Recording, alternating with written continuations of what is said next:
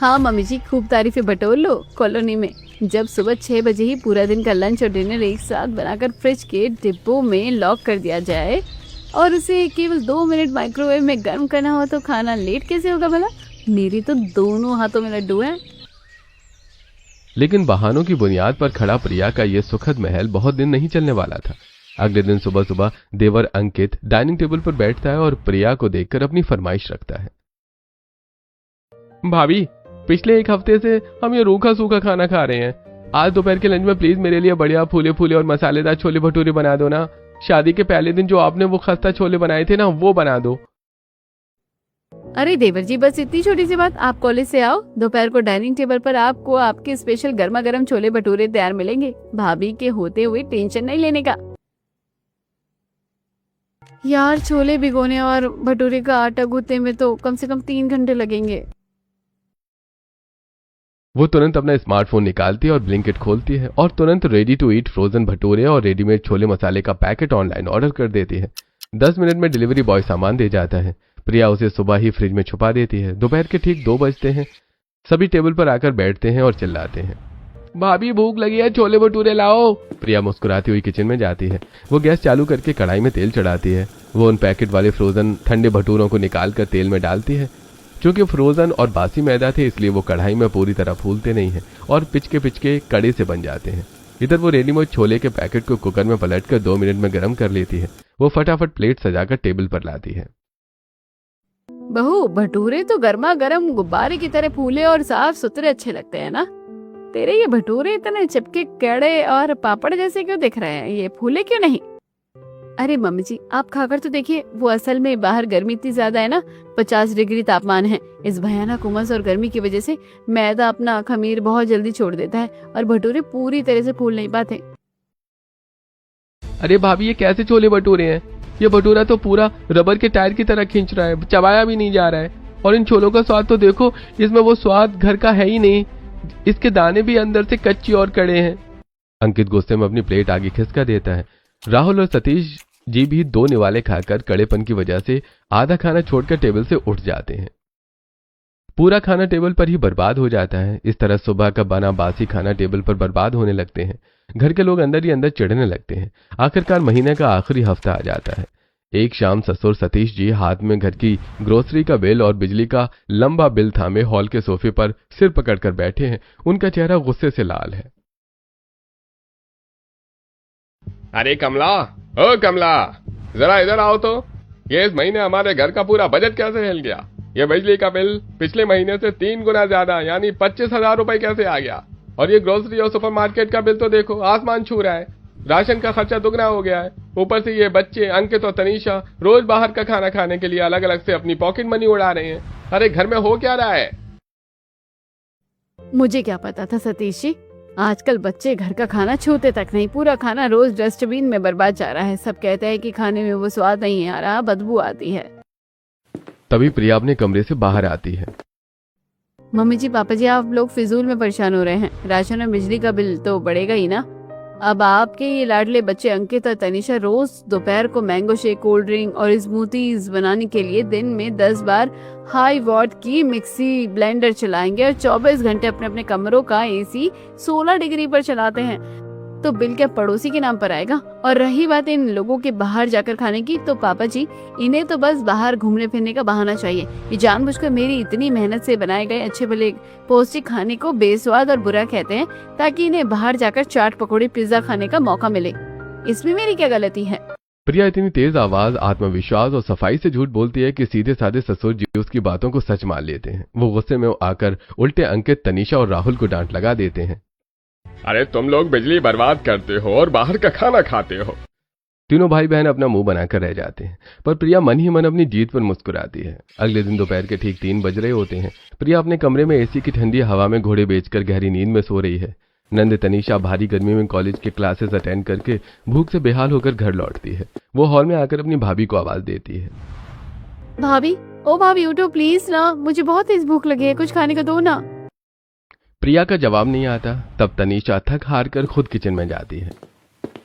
चलो, भाभी तो सो रही है, मैं खुद ही फ्रिज से दूध और आम निकालकर अपने लिए एक गिलास मैंगो शेक बना लेती हूँ।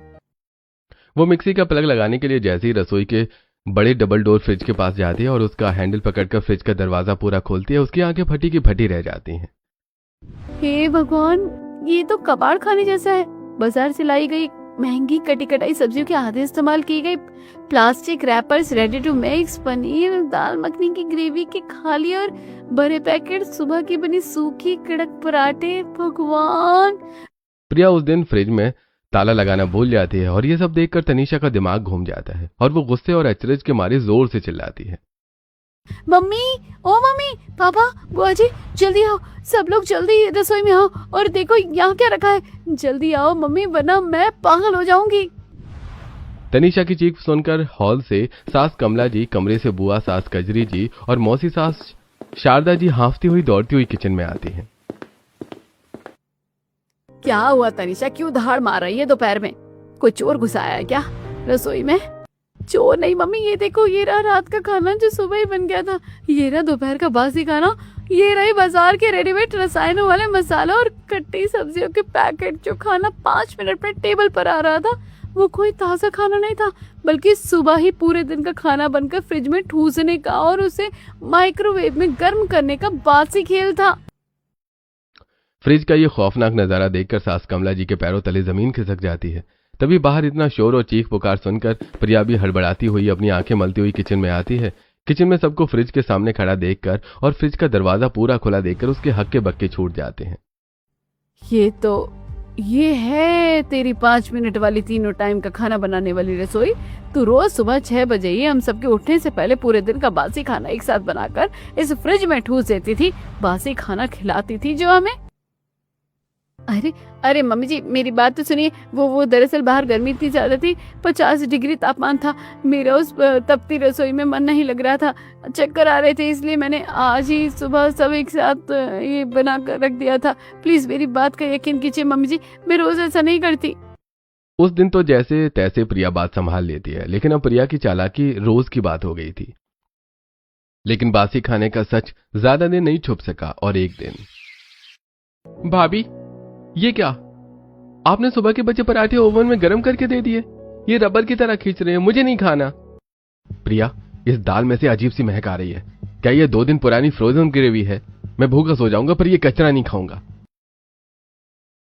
अरे कमला, बहू के इस 5 मिनट की कुकिंग ने पूरे घर का पेट खराब कर दिया है। आज से कोई घर में खाना नहीं खाएगा। दोपहर का समय था। कमला पानी पीने के लिए रसोई में जाती है तो देखती है प्रिया सारा रेडीमेड खाना फ्रिज में रख रही थी। इस बार कमला ने सीधे प्रिया को रंगे हाथों पकड़ा। ये क्या है प्रिया, रेडीमेड ग्रेवी के डिब्बे और बासी खाना? तू रोज सुबह ही सारा खाना बनाकर फ्रिज में ठूस देती थी, इसी वजह से सब भूखे पेट रह रहे हैं। मम्मी जी, आप मुझ पर झूठा इल्जाम लगा रही हैं। बाहर 50 डिग्री तापमान है, इस लू में ताज़ा खाना भी फ्रिज में रखने पर ऐसा ही हो जाता है। मैं रोज ताज़ा बनाती हूँ। अच्छा, चोरी और ऊपर से सीना चोरी, अभी भी मान नहीं रही। रुक, सुन, आज रात को प्रिया हमारे घर रिश्तेदार आ रहे हैं, उनके लिए बिल्कुल ताज़ा खाना बनाना है। कमला जी गुस्से में रसोई से चली जाती हैं, लेकिन सास से इतनी भयानक डांट सुनने के बाद भी प्रिया का अहंकार और आलस पूरी तरह नहीं मरता। अगर मैं अब रात को 10 लोगों का खाना इस गर्मी में बनाने बैठूंगी तो मेरा चेहरा पूरी तरह से काला पड़ जाएगा और रात की पार्टी में मैं सबसे गंदी लगूंगी। क्यों ना एक आखिरी बार सुबह वाला शॉर्टकट ही मार लेती हूँ, सासू माँ को क्या ही पता चलेगा। प्रिया दोपहर को ही मेहमानों के लिए शाही पनीर, मिक्स वेज और दाल मखनी अपने उसी मल्टी लेयर कुकर और रेडीमेड ग्रेवी पैकेट्स की मदद से झटपट 5 मिनट में बनाकर बड़े बड़े स्टील के पतीलों में भरकर फ्रिज के अंदर छुपा देती है और खुद बेफिक्र होकर शाम को ब्यूटी पार्लर चली जाती है। रात के ठीक 9 बजते हैं। घर मेहमानों की गाड़ियों और चहल पहल से भर जाता है। अरे उत्तम चंद्र भाई साहब, हमारी बहू तो 5 मिनट में 56 भोग टेबल पर सजा देती है, देखना। अरे वाह भाई वाह, ऐसी फुर्तीली बहू तो किस्मत वालों को मिलती है। जाओ बहू, अंदर से गर्मा गर्म शाही पनीर और दाल मखनी ले आओ। जी मम्मी जी, बस 5 मिनट। प्रिया शान से किचन में जाकर फ्रिज खोलती है, लेकिन अंदर देखते ही उसके होश उड़ जाते हैं। फ्रिज पूरी तरह से खाली था। हे भगवान, मेरे बनाए सारे पतीले कहाँ गए? 10 लोगों का खाना गायब। अब मैं मेहमानों को क्या खिलाऊंगी? मेरी इज्जत मिट्टी में मिल जाएगी।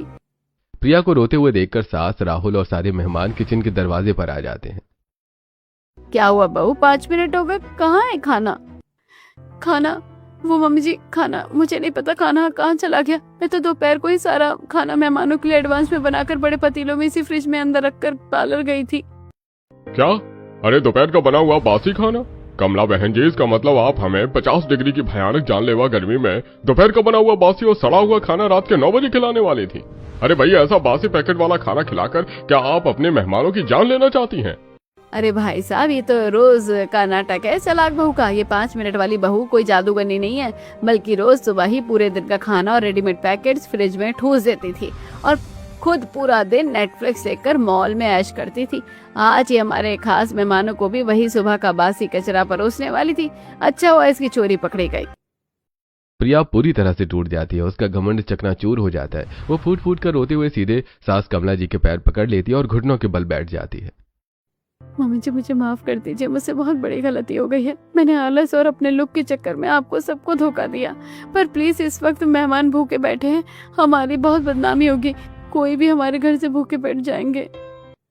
बहू, वो सुबह का बना बासी खाना कोई चोर नहीं चुराया। बहू, वो सुबह का बना बासी खाना कोई चोर नहीं चुराया, बल्कि उसे मैंने खुद अपने हाथों से नाली और कचरे के डिब्बे में फेंका है। अब समझ आया तुमको? इतने दिनों से मैं तुम्हें इशारों इशारों में समझा रही थी, पर तुम बहाने मार रही थी। आज जब बाहर वालों के सामने तुम्हारी इज्जत दांव पर लगी, तब जाकर तुम्हारी अकल ठिकाने आ गई। मैं शर्मिंदा हूँ मम्मी जी, लेकिन अब मेहमान भूखे।